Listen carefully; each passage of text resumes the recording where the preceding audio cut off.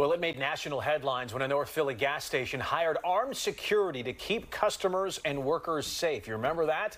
Well, tonight, one of those armed guards fired his weapon. This is the 10 o'clock news. I'm Jason Martinez. And I'm Dawn Timoney. It all started when someone threw a rock at the guard. And Steve, you were on the scene just moments after this all happened. Yeah, we're still on the scene, and I'll tell you, I've never felt safer on a live shot before than I do right here. Because after this Broad Street gas station owner says his car was vandalized 3 times by drug dealers, he kept chasing away from his Philadelphia businesses. 2 guys came in and wheeled out his ATM machine, and that was the last straw. So he decided to stop rolling the dice on his safety and hired these armed security guards. And tonight, for the first time since these guards started here 10 months ago, a guard told police he had no choice but to fire his gun in self-defense. He went off and he started acting crazy. A rock is no match for a heavily armed security guard with 2 guns. But that didn't stop a 39-year-old guy with this rock from throwing it at the heavily armed guard.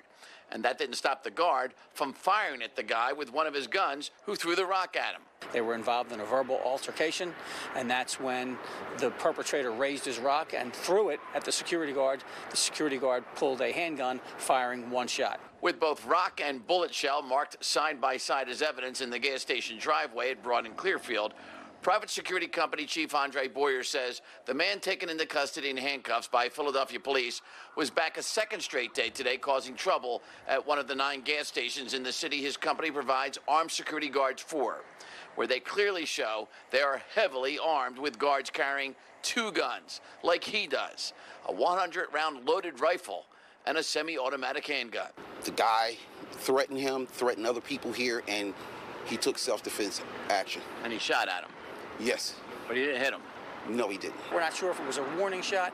We don't know that at this time until we interview both parties. Police took the guard and his 2 guns to East Detectives. Andre Boyer says it's the first time any of his guards has ever fired a weapon since they started providing security at Philadelphia gas stations last December. It will now be up to the Philadelphia District Attorney's Office to decide on charges in the case after the police get the gas station surveillance and get both sides of what happened here. It's going to be a very thorough investigation since deadly force was used, although no one was shot, no one was even struck by gunfire, no one was even hit by a rock. And there was another first tonight, the first time since the guards started here that Philadelphia police have actually had to make an arrest for a crime here. Jason, Dawn, it's now up to the district attorney now to decide whether 1 or 2 people committed crimes here tonight. It'll be interesting to see what the DA decides. I know the story got a lot of buzz when that video first surfaced there, showing all those armed guards there. All right, Steve Keeley, thank you very much.